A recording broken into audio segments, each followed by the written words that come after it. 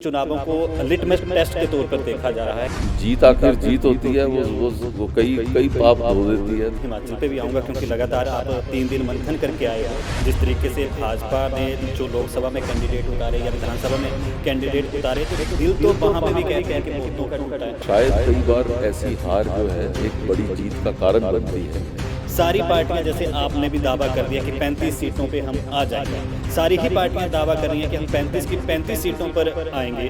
जीत आखिर जीत होती है, वो कई कई पाप धो देती है। हिमाचल में एक और बात कही जा रही है कि जैसे गुजरात में और उत्तराखंड में हुआ, वहाँ पे भी नेतृत्व में परिवर्तन। विपक्ष के आरोप, कैबिनेट के डिसीजन, किसी को फैसला ना करो तो ये है कि जी सरकार ने फैसला नहीं किया। अगर फैसला कर दो तो ये लोहाने के लिए कर रहे हैं। तो एक पंजाबी की कहावत है, आटा गूंदी हिल्दी क्यों। तो ये तो आप कुछ भी करोगे, उन्होंने गलतियां तो ढूंढ ली।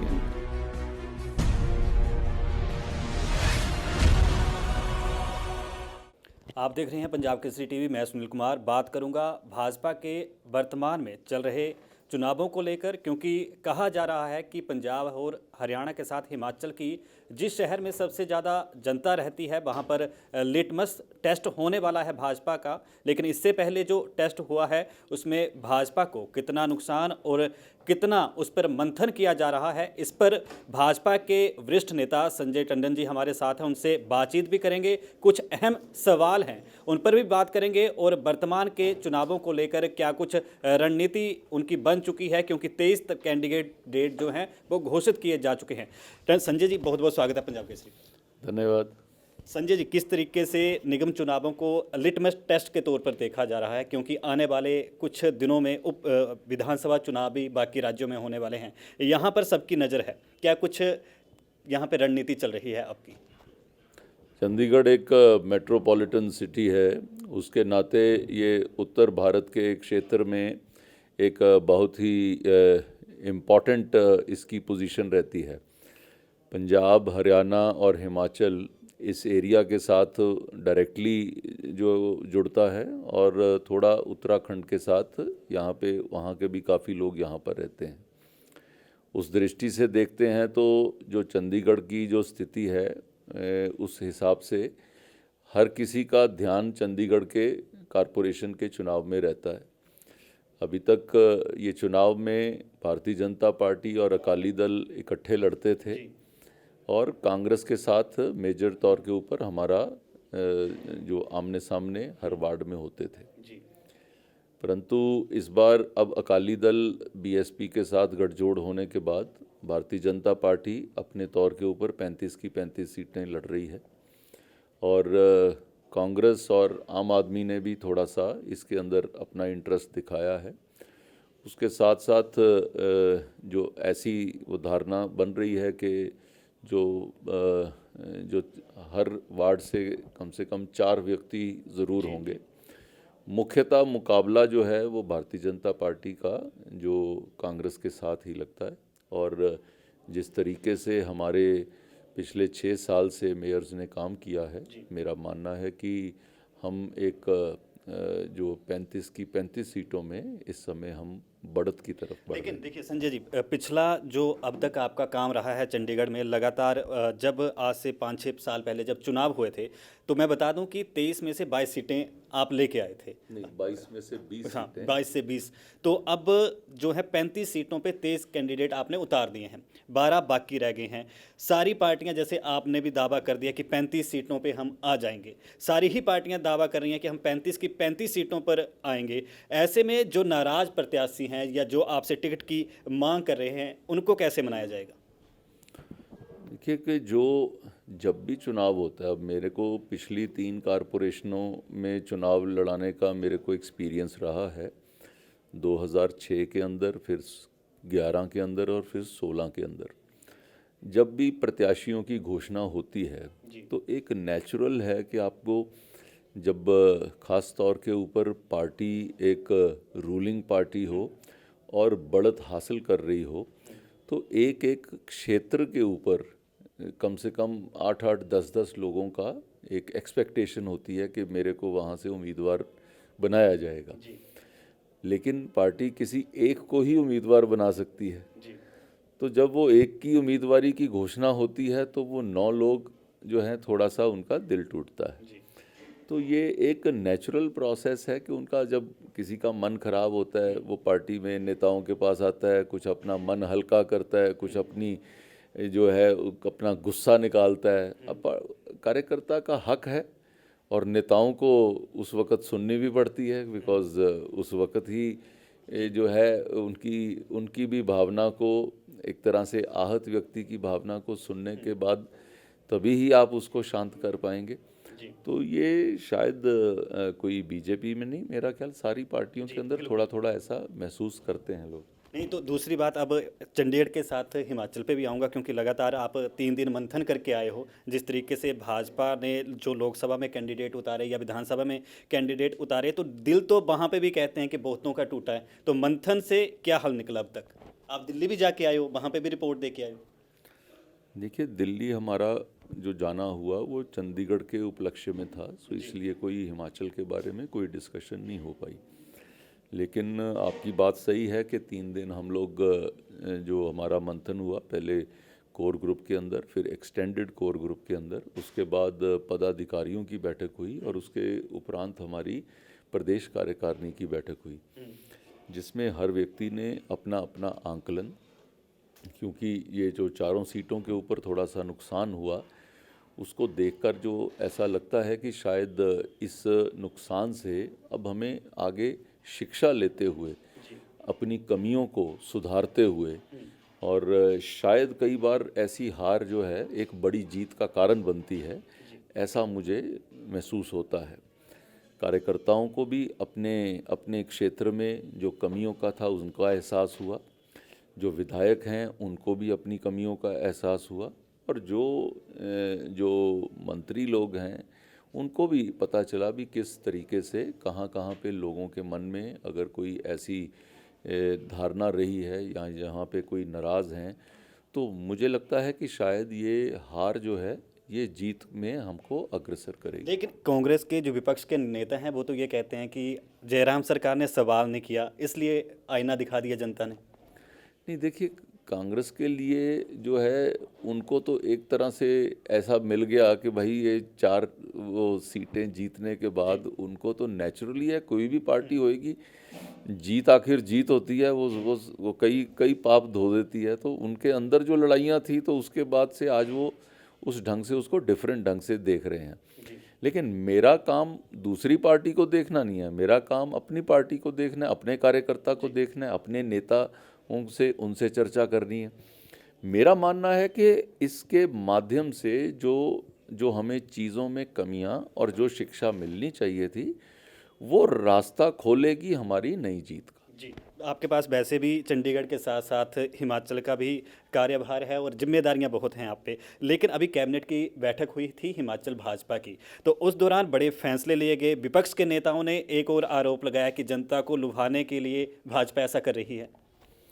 देखिए, विपक्ष के आरोप, कैबिनेट के डिसीजन, जी किसी को फैसला ना करो तो ये है कि जी सरकार ने फैसला नहीं किया, अगर फैसला कर दो तो ये लुभाने के लिए कर रहे हैं। जी तो एक पंजाबी की कहावत है, आटा गूंदी हिलदी क्यों। जी। तो ये तो आप कुछ भी करोगे, उन्होंने गलतियां तो ढूंढनी है। हाँ, चलो पंजाब की साइड भी आऊँगा, लेकिन हिमाचल में एक और बात कही जा रही है कि जैसे गुजरात में और उत्तराखंड में हुआ, वहाँ पे भी नेतृत्व में परिवर्तन हो सकता है। देखिए, काइट फ्लाइंग कुछ भी की जा सकती है। अभी हमारी कार्यकारिणी में हमारे राष्ट्रीय अध्यक्ष जी ने भी इस बात के ऊपर किया कि हम अगला चुनाव जयराम ठाकुर की जो अध्यक्षता में उनकी लीडरशिप में ही लड़ रहे हैं, इसके बारे में उन्होंने क्लैरिफाई किया। जी, चलो अगले साल दिसंबर में, आजकल के दिनों में ही वहाँ पे भी सरगर्म चुनाव माहौल होगा, जैसे आज चंडीगढ़ में है। तो चंडीगढ़ के चुनावों के बाद पंजाब में चुनाव होने वाले हैं, उनकी बात भी यहाँ पर जरूर बनती है। तो भाजपा 117 सीटों पर उम्मीदवार उतार पाएगी, आसान है बात? देखिए, पंजाब में बात करने का मेरा दायित्व नहीं है। लेकिन आप बड़े अनुभवी लीडर हैं, काफ़ी टाइम से पंजाब, हरियाणा और हिमाचल की सियासत के, मुल्क की सियासत से आप वाकिफ़ हैं। तो पंजाब में क्या लगता है, क्योंकि पहले तो शिरोमणि अकाली दल था, अब गठबंधन टूट चुका है, तो किसके साथ या अकेले? देखिए, हमारी जो पार्टी है पंजाब के अंदर, जहाँ तक मेरी जानकारी है, वो सारी सीटों के ऊपर अपना काम शुरू कर दिया उन्होंने कि भाई अगर चुनाव उसके अंदर जाना है तो सारी सीटों के ऊपर अपनी तैयारी होनी चाहिए। लेकिन पार्टी का निर्णय क्या है, प्रदेश जो है उसके बारे में क्या सोचता है और प्रभारी क्या सोचते हैं और केंद्रीय नेतृत्व क्या सोचता है, उसके बारे में टिप्पणी करने का मेरा अधिकार नहीं है। मैं एक्सपीरियंस से कुछ बोल दूं और कल को आपके चैनल में वो ऐसे हाईलाइट हो जाए तो अनुभव एक अलग चीज होती है, राजनीतिक तौर पर आप काफी अनुभवी हैं। चलो इस बात को मैं अनुभव जो होता है ना, अनुभव ही ये कहता है कहाँ चुप रहना, ये भी एक अनुभव है। नहीं, वो बात भी आपकी सही है। अच्छा, पंजाब के पूर्व सीएम कैप्टन अमरिंदर सिंह और मनोहर लाल खट्टर हरियाणा के एसवाईएल के मुद्दे को लेकर काफ़ी ट्विटर पर जंग छिड़ जाती थी। पिछले दिनों उनकी मुलाकात हुई। उस मुलाकात को आप कैसे देखते हैं? क्या कैप्टन अमरिंदर सिंह भविष्य में क्या वाकई ही भाजपा के साथ संयुक्त से गठजोड़ करके चुनाव लड़ेंगे? दोनों बड़े ही अनुभवी नेता हैं। उनका आपसी उनका जो तालमेल कब हुआ, कैसे हुआ, किन विषयों के ऊपर हुआ, मुझे लगता है वो ही अधिकृत हैं उसके बारे में आपको जवाब देने में। अब मैं कहूँ कि उनका एसवाईएल के ऊपर उनका विषय क्या है और उनका विषय क्या है, फिर वही मेरा अनुभव गड़बड़ कर देगा। जी, चलो चंडीगढ़ चुनावों को लेकर आगे जो बाकी के 12 कैंडिडेट रह गए हैं उनका कब तक लिस्ट आ जाएगी? हम कोशिश कर रहे हैं कि हम आज रात तक सारे निर्णय कर दें। जी, अभी तक हमारी बैठकें चल रही हैं। अभी भी आपको भी काफ़ी देर इंतज़ार करना पड़ा, बैठक में ही थे। मुझे लगता है कि शायद आज शाम तक सारे निर्णय हो जाएंगे। जी, और जो अहम मसले हैं, क्योंकि चंडीगढ़ को लेकर काफ़ी यहाँ पे आवाज़ उठती रही है कि एमपी यहाँ पर नहीं है, लीडर यहाँ पे नहीं है, विकास नहीं हुआ। हालांकि अरुण सूद जी ने जो जो काम किए वो सारे जनता देखती भी रही। तो ऐसे में अब की बार क्या एजेंडे रहने वाले हैं? देखिए, एजेंडा चंडीगढ़ भारतीय जनता पार्टी विकास के मुद्दे के ऊपर ही चुनाव लड़ रही है। लीडरशिप के मुद्दे पे हम अपनी अच्छी लीडरशिप का उसका व्याख्यान करते हुए हम चुनाव लड़ रहे हैं। हमारे जितने कार्य हुए हैं ज़मीनी स्तर के ऊपर हुए हैं, जिस तरीके से हमारे 6 मेयर्स पिछले 6 साल के अंदर जिन्होंने काम किया है और कारपोरेशन में जो विषय आए हैं उस विषयों को बड़े अच्छे ढंग से उनको सॉल्व किया है। मेरा मानना है कि चंडीगढ़ की जनता भारतीय जनता पार्टी को पूर्ण सहयोग देगी। चंडीगढ़ एक केंद्रीय शासित एक शहर है और ये उस टेरिटरी होने के नाते हर व्यक्ति को लगता है कि मेरा जो कार्य है उसको सिद्ध करने के लिए यहाँ चंडीगढ़ के अंदर यहाँ जो ऑफिसर्स हैं, उनकी रिपोर्टिंग गवर्नर के माध्यम से होम मिनिस्टर तक जाती है। तो अपने यहाँ के एरिया के फर्दर विकास के लिए और अपने कार्य को पूरा करने के लिए सबसे अच्छा तरीका तो इनके माध्यम से ही है कि भी भारतीय जनता पार्टी के हाथ और मजबूत होते हैं तो कार्य जो है वो कार्य करने की शक्ति और बढ़ती है और तेज़ी से होती है। इसलिए मैं मानता हूँ कि चंडीगढ़ के लोग, और अगर आप पिछले चुनावों की तरफ भी आप ध्यान देकर देखें, जिसकी केंद्र में सरकार है उसी की नीचे कॉरपोरेशन आई है। तो उस दृष्टि से देखा जाए तो मुझे लगता है कि एक बार फिर चंडीगढ़ में लोग जो भारतीय जनता पार्टी की यहाँ पर जो है मेयर उसको बनाएंगे और उसके साथ साथ हमारे को बहुमत हासिल होगा। अच्छा, किरण खेर जी के स्वास्थ्य के बारे में भी जानना चाहूँगा, क्योंकि आप लगातार उनके संपर्क में रहते हैं। तो इन चुनावों में क्या वो चंडीगढ़ पधार रही हैं? ये इसके बारे में किरण जी खुद जवाब दें तो वो ज़्यादा बेहतर है। जो उनसे मेरी लास्ट बात हुई है और हमारी चुनाव समिति की जिस दिन बैठक हुई तो वो भी मुंबई से हमारे साथ वर्चुअली जुड़े हुए थे और जो उनको पूर्ण स्वास्थ्य लाभ उनको प्राप्त हुआ है और भगवान की दया से वो अब ठीक हैं, लेकिन उनको ट्रैवल करने के लिए अभी इजाज़त डॉक्टर ने नहीं दी है, जिसकी वजह से वो चंडीगढ़ नहीं आ पाए। मेरा मानना है कि जो कुछ ही समय में वो फिर चंडीगढ़ आएंगे और अपने कार्य को और आगे बढ़ाएंगे। जी, चलो संजय टंडन जी, बहुत बहुत धन्यवाद आपका हमारे साथ बातचीत करने के लिए। Thank you. तो हमारे साथ भाजपा के वरिष्ठ नेता संजय टंडन जी, जो आजकल लगातार बहुत व्यस्त चल रहे हैं निगम चुनावों को लेकर, बैठक से थोड़ा सा कीमती वक्त उन्होंने हमें दिया और दावा किया कि 35 की 35 सीटों पर ही भाजपा की जीत होगी। मैं सुनील कुमार, कैमरामैन अमित कुमार के साथ पंजाब केसरी टीवी चंडीगढ़।